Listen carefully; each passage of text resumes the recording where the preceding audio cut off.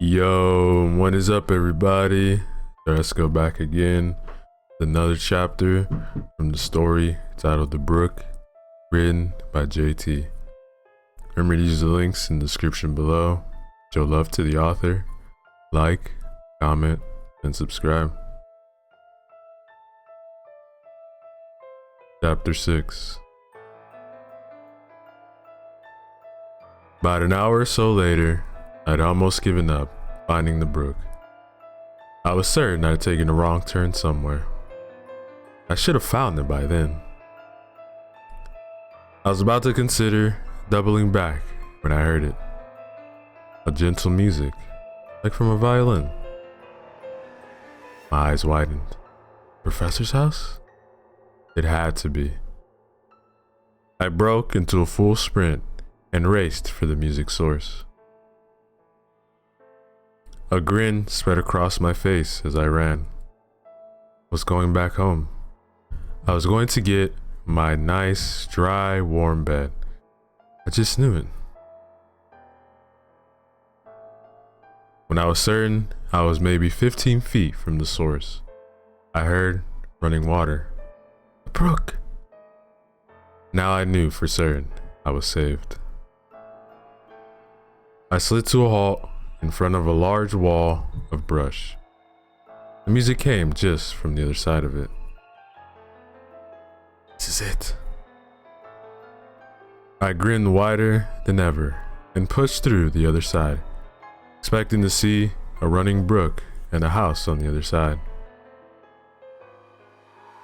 My expectations took a hit when I saw what was there. The first thing I noticed was that there was a brook. A wide, smooth stream of water flowing eastward with its glassy surface peppered with stones, lilies, and ripples of the falling rain. The second thing I noticed was the person playing the fiddle. A young man, or perhaps a boy, sat on the rocks, sticking out of the water. His form was silhouetted from the water's ivory reflection, but I could see the outlines of his hands, head, and face, and hear the soothing notes that came from the strings of his fiddle. It brought a strange sense of loneliness and sadness, yet still felt pleasant and hopeful. For a moment, I forgot where I was, everything that had happened. There was nothing but that sweet, sweet song to be lost in. I just stood there, listening. When he reached the final note, he lowered his fiddle, took a deep breath. His eyes, which had been closed the entire time, opened. I took a step back and did a double take. The fiddler's eyes were just like Hulda's. They contained a strange inner glow, but unlike Hulda's, were fluorescent sapphire. I watched the eyes regard me for several long heartbeats before the fiddler opened his mouth to speak. Was it das? Ein Fiddler Wanderer, the musician asked. His voice sounded smooth, calm, just like running water. It lessened my initial shock, but didn't take away the fear. I knew better than to let it. English? The musician's posture straightened in surprise, but then relaxed as a small chuckle left his lips. Been a long time since I've had the pleasure of an audience. Longer still, the pleasure of a foreign one. Indeed. I take it you're not the professor? The professor? Oh, you mean the old man who lives up a ways. He pointed to the bow, just further down the brook, where a wooden bridge sat.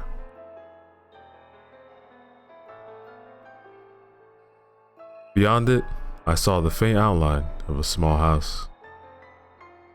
"A shame it is," the fiddler said with a sigh, bringing my attention back to him.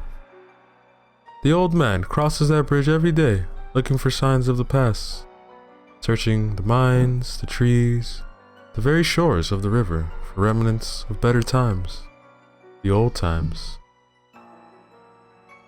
He never stops to simply listen to me, to play, or to gaze around him, to take heart the beauty he sees.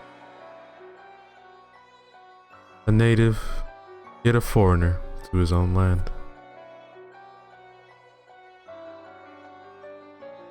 There was a small sting in the back of my neck when I heard those words. I rubbed it and thought about what he said. Before long, I found myself gazing back at the professor's house, then to the cave, thinking about what I had seen and gone through so far, before turning back to the fiddler, who regarded me in silence. How am I able to see any of you?" Lowering my hand, I thought I understood his words, but I couldn't see how I fit into them. "Why am I able to see any of you? I'm not from here. Hell, even if I was, I doubt few, any of us, could see or hear your music. Well, not my generation at least." The fiddler watched me in silence, his eyes searching mine for something I was certain I didn't have. After a time, he gave a approving nod, as if he'd found what he sought and was satisfied. He raised his fiddle, readying himself to play again.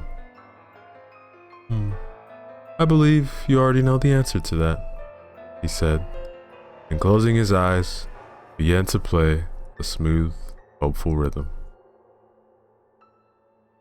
The conversation was over, so I walked away.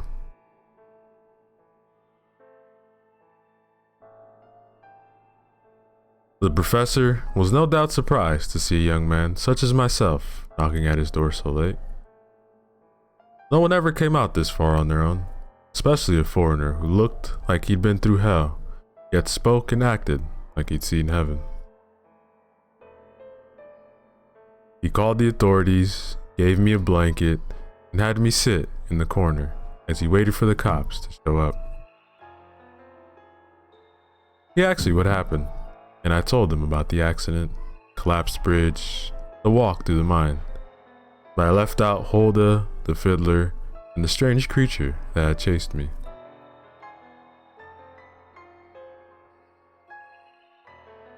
Once I finished my tale, I asked him why he lived out here alone. He laughed and said he was a professor, writing a book about the old tales surrounding the forest. He wanted to find what had sparked the imaginations of his ancestors to create such fantasies. At one point of the conversation, he said, "As a young boy, my Oma told me stories about the old forest, and how the Nix lived in the river and brooks, and the Muzalut within the woods, alongside with the White Front, and Oldra." The professor raised an eyebrow and said, "No, that's Scandinavian, though very similar. Surprised someone as young as you would know something like that." Well, let's just say I share a mutual interest for the past. Not long after, the cops showed, took my statement, sent me to get checked out at the hospital, and let me go once the docs cleared me. Now, I'm back at my dorm, 3 weeks later, writing this. I've only now taken the time to write it all down because I feel as if I must, and because I found something just last night that I hadn't noticed before. Not since the accident. When I got out of the shower and went to pull on my shirt, I noticed in the mirror a small amber mark, like a tattoo on the back of my neck. An R. Now that I know it's there, I can't help but keep thinking about Hulda's last request before she vanished. Return to the forest. Maybe I will. Now, ladies and gentlemen, is the end